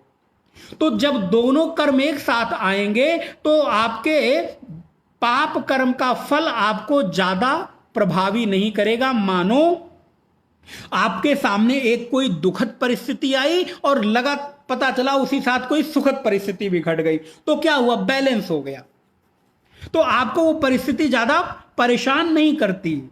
जैसे मानो किसी की मृत्यु हो गई घर में, किसी अपने की, और उसी मृत्यु के आसपास ही महीने 2 महीने में किसी पुत्र की अथवा पुत्री की घर में प्राप्ति हो गई, तो क्या होता है? हम कहते हैं देखो देखो वही ये बनकर आ गए, हमारे पिता ही, भाई ही, बंधु बांधव ही इस बेटे के रूप में, बेटी के रूप में आ गए। तो क्या हुआ? सुख दुख दोनों का समय लगभग सेम रहा, आगे पीछे रहा। तो उस सुख दुख ने आपके जीवन को बैलेंस कर दिया, लेकिन आपके दुष्कर्म का माफीनामा नहीं है। अगर प्रायश्चित दुष्कर्म का माफीनामा होता तब तो सारे लोग यही करते ना, कि दुष्कर्म करते और जाके प्रायश्चित कर्म करके माफी कर लेते। नहीं नहीं, दुष्कर्म हो गया, उसके बदले में प्रायश्चित कर लिया, इसका मतलब आपने उस कर्मों को शिथिल कर लिया, उनके फल के वेग को थोड़ा रोक लिया। बस ये है प्रायश्चित। प्रायश्चित है भगवान के सामने अपनी उस चित्त वृत्ति को रोकने के लिए आपने प्रार्थना कर ली। जिस परिस्थिति के दबाव में आपसे कोई पाप हो गया था, कोई दुष्कर्म हो गया था, तो इस परिस्थिति के दबाव को भगवान के सामने स्वीकार कर लेना और अपने मन को उधर न जाने देने की प्रेरणा, संकल्प लेना ही प्रायश्चित है। और ये हम सबके लिए एक बड़ा सुंदर अवसर है, हम सबके लिए अच्छा अवसर है कि हम सब लोगों को इस अवसर का लाभ ले लेना चाहिए। हमको इस प्रायश्चित कर्मों से अपने कर्मों को भगवान के सामने स्वीकार कर लेना चाहिए। और प्रायश्चित से एक चीज और होती है, ध्यान रहे, प्रायश्चित कर्म जब हम करते हैं तो इस बहाने हम आत्मनिरीक्षण भी करते हैं। मेरे आत्मनिरीक्षण का अवसर देता है प्रायश्चित कर्म। मैं कौन हूं, क्या क्या किया है मैंने, पास्ट में क्या क्या किया है। आजकल इन्हीं चीजों को, जो शास्त्र की भाषा है, इनको दूसरे पास्ट कर्मांश में आपको लेकर जाते हैं, आपके फ्यूचर कर्मों में आपको लेकर जाते हैं। वो जो एक नया ट्रेंड चला है, ये क्या है? ये प्रायश्चित कर्म यही है कि आपके विगत कर्मों का आत्मानुसंधान करना, आत्मनिरीक्षण करना, और उस आत्मनिरीक्षण के द्वारा पुनः ना करने की, पुनः ना दोहराने का संकल्प ही प्रायश्चित है।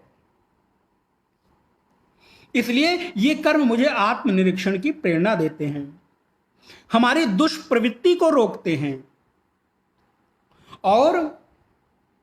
और प्रायश्चित है आपके चित्त वृत्तियों को सत्कर्म की ओर प्रेरित करना।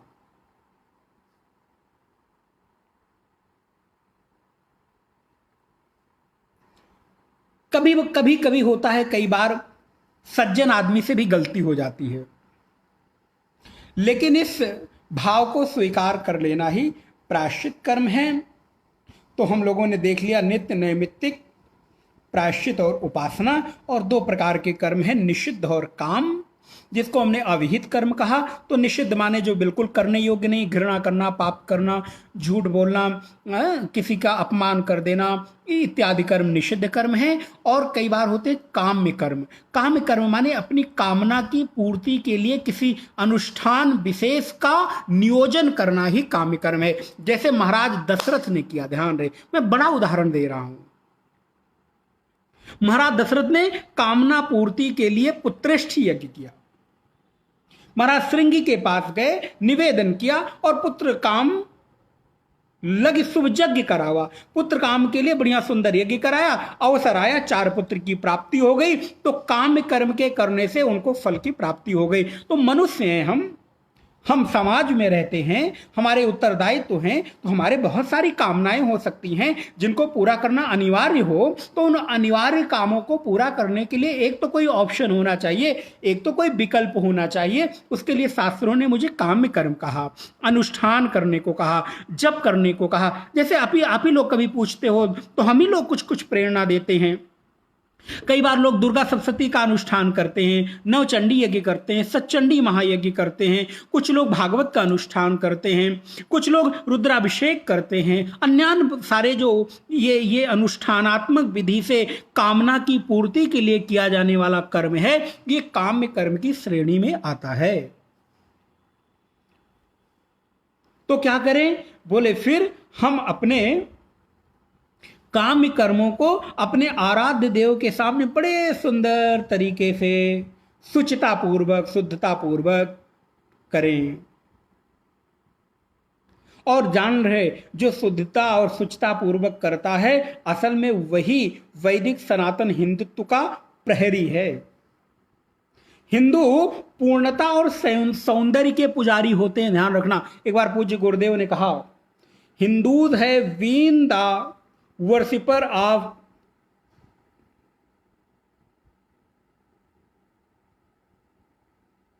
perfection and beauty। जो हिंदू हैं वो हिंदू वही हो सकते हैं जो शुचिता के पुजारी हों, जो सौंदर्य के पुजारी हों, जिनके कामों की जो गणना है वो उत्कृष्टता में हो, श्रेष्ठता में हो, प्रत्येक चीज में परफेक्शन दिखाई दे, ब्यूटी, सुंदरता, श्रेष्ठता, उत्कृष्टता, शुचिता, पवित्रता जिसके भीतर है वो हिंदुत्व का सजग प्रहरी है। और जो अपवित्र हैं, गंदे हैं, वो कभी भी हमारे सनातन वैदिक धर्म के सजग प्रहरी नहीं हो सकते। आलसी प्रमादी लोग कभी भी सनातन वैदिक धर्म के सजग प्रहरी नहीं हो सकते। उपासना में कभी उनकी गति नहीं हो सकती। गंदे लोग क्या उपासना करेंगे? मलेच्छ लोग क्या उपासना करेंगे? जिनकी शुचिता, खान पान, रहन सहन, उठना बैठना मलेच्छ पूर्ण है, गंदा है, जिनको खाने पीने का सहूर नहीं है। हमारे औदी भाषा में सहूर माने उनके पास वो योग्यता ही नहीं है। वो क्या उपासना करेंगे? वो क्या उस परम पवित्र परमात्मा के पास बैठेंगे भैया, जिसके पास ढंग से वस्त्र पहनने की कला ना हो, जो साफ सुथरे ना रह सकते हो, जिनकी वाणी और भाषा में पवित्रता ना हो, जिनके खान पान में शुचिता ना हो, वो लोग उस परम पवित्र परमात्मा की क्या आराधना करेंगे? इसलिए सबसे सुंदर उपासक कौन है? जो शुचिता का, सौंदर्य का, पूर्णता का पुजारी हो उसके भीतर। अब हम अपना घर तो सुंदर रखें, बाहर अपवित्र कर दे, नहीं नहीं, ये भाव न रहे। सौंदर्य और शुचिता सब जगह दिखाई दे। एक घटना मुझे याद आती है। एक बार पूज्य स्वामी विवेकानंद जी महाराज के पास एक शिष्य गया। उसने कहा मुझे साधना सीखनी है और साधना में विशेषकर ध्यान सीखना है, मेडिटेशन सीखना है। विवेकानंद ने कहा बहुत अच्छी बात है बेटा, ये जरा फोटो ले लो और ले जाकर दीवार पर टांग दो। उठाया और फोटो को जैसे दीवार पर टांग कर आया, बोला गुरुदेव मैंने वो कार्य कर दिया जो आपने कहा, अब मुझे ध्यान सिखा दो। पूज्य गुरुदेव विवेकानंद ने दृष्टि डाली और उसने कहा जाओ पहले अभी तुम अपनी और योग्यता बढ़ा के आओ, अभी तुम्हारे पास ध्यान की योग्यता नहीं। क्या हो गया? बोले जब तू एक छोटा सा कार्य इस फोटो को सीधा नहीं कर सकता तो तू अपने मन को क्या सीधा करेगा? इस एक छोटे से कार्य में जब तेरा परफेक्शन नहीं दिखाई दे रहा है, तो तेरी शुचिता शुद्धता नहीं दिखाई दे रही है, सौंदर्य नहीं झलक रहा है, तो तेरे मन में ही अभी टेढ़ापन है। तो वो टेढ़ापन फोटो के टेढ़ेपन से आ गया, तो तू अभी मन को सीधा क्या करेगा? जा जरा अपनी थोड़ी पवित्रता और शुद्धता बढ़ा के आ। बड़ी पवित्र माने उद्गृत घटना है, फेमस घटना है। तो क्या करें? मन के टेढ़ेपन को थोड़ा सीधा करना, यही तो आलंबन है उस परमात्मा के साथ अपने आप को जोड़ने का। तो काम्य कर्म जो महाराज दशरथ ने भी किया है, और इस काम्य कर्म में कोई दोष नहीं है। ध्यान रहे, आप संसार में रहते हो और संसार में रहते अगर आपको कोई आपकी इच्छा है और आप उसको पूरा करने के लिए कुछ करते हो तो उसमें आपका कोई दोष नहीं है। अब कर्मों की तो परिभाषा हो गई कि क्या क्या? वेदो नित्यमधीयताम तदुदितम कर्मस्वनुष्ठीयताम। पहली लाइन की व्याख्या हुई है। अभी पहले श्लोक की 3 लाइनें बची हैं। क्या करूं? कल करूं कि आज एक एक लाइन में अर्थ बता के पूरा कर दूं? जल्दी से आप लोग बताइए। मेरे पास दोनों विकल्प हैं और दोनों योग्यताएं हैं। तेने सस्य विधीयताम अपचिति काम्ये मतिस्त्यज्यताम। क्या करो? बोलो वेदों का नित्य अध्ययन करो, उनमें बताई गई विधियों का अनुष्ठान करो और उन कर्मों को ईश्वर को अर्पित करो। मन की सभी कामनाओं को त्याग दो, पापों का त्याग करो और भव सुख को अनुसंधान करके उनका त्याग करो। आत्मज्ञान की इच्छा करो और गृहस्थ के घर के बंधनों का त्याग करके एक दिन घर को तोड़कर बाहर निकल जाओ, अर्थात सन्यासी बन जाओ। पहले श्लोक की व्याख्या पूरी हो गई। वेदो नित्यमधीयताम तदितम। हाँ अनिल जी, आप तो खैर ऐसा निवेदन करेंगे ही करेंगे, कल विस्तार से कवर करें। क्या वेदो नित्यमधीयताम तदुदितम। चलो एक बार सुंदर तरीके से गाते हैं, फिर विश्राम करते हैं, फिर कल प्रभु की जैसी प्रेरणा हुई जी। शिवेश जी थैंक यू। वेदो नित्यमधीयताम तदुदितम। वेदो नित्यमधीयताम तदुदितम कर्म स्वनुष्ठीयताम। तेने सस्य विधीयतामपचिति काम्ये मतिस्त्यज्यताम। पापौघा परिधूयताम भवसुखे दोषोऽनुसन्धीयताम।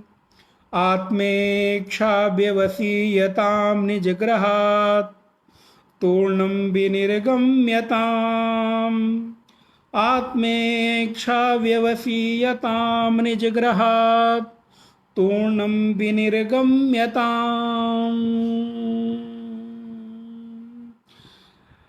इस प्रकार मैंने तो प्रथम श्लोक की व्याख्या कर दी, लेकिन आप सब लोगों का ये निवेदन आ रहा है गुरुजी तीनों लाइन 3 दिन में बेहतर समझ सकते हैं। कल गुरुवार कल करें, कल विस्तार से कवर करें, जरूर कल देखते हैं तीनों लाइन को, लेकिन कल तो एक श्लोक पूरा कर देंगे। आप सभी लोगों का बहुत बहुत अभिनंदन, बहुत बहुत आभार। मैं कई सारे लोगों के नाम नहीं ले पाता, मैं सबको हृदय से अभिनंदन करता हूँ। और सभी लोग आप मेरे बड़े प्रिय हैं, आत्मीय हैं और आत्मस्थ हैं, ऐसी भावना मैं करता हूँ। आप सभी लोगों का अध्यात्म पथ बहुत मंगल हो। आप सभी लोग जो कुछ सुन पा रहे हैं, अगर कुछ धारण कर रहे हों, तो जरा चित्त में अपनी प्रार्थना में कभी मेरे लिए भी प्रार्थना कर दिया करिए, क्योंकि मुझे भी प्रार्थना की बहुत आवश्यकता पड़ती है। शास्त्र को धारण करने के लिए, भगवान की कृपा के लिए बहुत प्रार्थना की आवश्यकता होती है। आप सभी लोग साधक हो, आप सभी लोग बहुत अच्छे उपासक हो। मेरी तो कोई उपासना नहीं है, कुछ भी नहीं आता, शास्त्र का एक बूंद भी नहीं आता। ये तो बस टूटी फूटी भाषा में कुछ कहने का, अपने चिंतन करने का प्रयास करता हूँ। तो आप लोग अपनी प्रार्थना में मेरे लिए भी थोड़ी सी जगह रख लीजिए। यद्यपि मैं जानता हूं कि बहुत सारे लोग जरूर मेरे लिए प्रार्थना करते हैं, ऐसा मुझे भरोसा है। हो सकता है मेरा भरोसा भ्रम भी हो, लेकिन मैं ऐसे भ्रम को बने रहने देना चाहता हूं क्योंकि ऐसे भ्रम अच्छे होते हैं। तो ना करते हूं तो जरूर करिए। और आप सभी लोगों से निवेदन है, आपको अच्छा लगे तो अन्य लोगों की तरह मैं भी कह दूं। ऐसे कहना तो मैं नहीं चाहता, वो मर्यादा नहीं, लेकिन फिर भी आप इसको शेयर कर सकते हैं। अधिक से अधिक इस वीडियो को सब्सक्राइब करने के लिए अपने लोगों को, रिश्तेदारों को, संबंधियों को, मित्रों को, जिसका हित चाहते हो, उनको आप प्रेरित करें। ओम पूर्णमदः पूर्णमिदं पूर्णात् पूर्णमुदच्यते पूर्णस्य पूर्णमादाय पूर्णमेवावशिष्यते। ओम शांति शांति शांति। हरि ओम। श्री गुरुभ्यो नमः। हरि ओम। ओम। सभी का मंगल। जी, आप लोगों का स्नेह प्रेम बहुत, मेरे लिए जितने भी लोग जुड़ते हैं इतने बहुत हैं। आज के समय में इतने सुंदर श्रोता साधक मिल जाएं, ये इतनी भाग दौड़ की जिंदगी में ये वक्ता की बड़ी सार्थकता है कि जो तन्मयता पूर्वक इतनी देर सुनते हों। तो आप लोगों का सच में अभिनंदन है, आभार है। जी शिवेश जी, अभिनंदन, आपका स्वागत। पूनम जी, मंगल हो, कल्याण हो। अनिल जैन जी, बहुत बहुत आपकी आध्यात्मिक यात्रा उन्नत हो। आपकी सेवा भी बहुत ही सराहनीय और मन को आनंद देने वाली है। योर आर लेडी ब्लेस जी, गायत्री अम्मा थैंक यू, भगवान की कृपा, गुरुदेव की कृपा। Renu ji thank you. सुनीता जी हरिओम। स्नेह लवानी अम्मा, आपको भी बहुत बहुत धन्यवाद, अभिनंदन। Manas Mandakini ji, thank you so much for watching. आपने देखा, आप लोगों को बहुत बहुत धन्यवाद। शिवेश जी, बहुत सारे लोग हैं जिनके नाम नहीं आते, अब पता नहीं कैसे देखा जाता है, मुझे मालूम भी नहीं। हालांकि मुझे यहाँ दिखा रहा है 17-18 लोग वॉच कर रहे हैं, बट नाम 4 ही 5 लोगों के आते हैं। अब यहाँ से मैं नाम नहीं ले सकता, तो जिसको भी मैं देख नहीं पा रहा हूँ उन सबको भी अभिनंदन करता हूँ। शायद मेरे को कीर्ति भी शायद देख रही हैं, तो कीर्ति जी को भी अभिनंदन करता हूँ। कल मुझे जैसी सूचना मिली थी, तो आप सभी लोगों का बहुत बहुत आभार। ओम शांति ही शांति ही शांति। नारायण।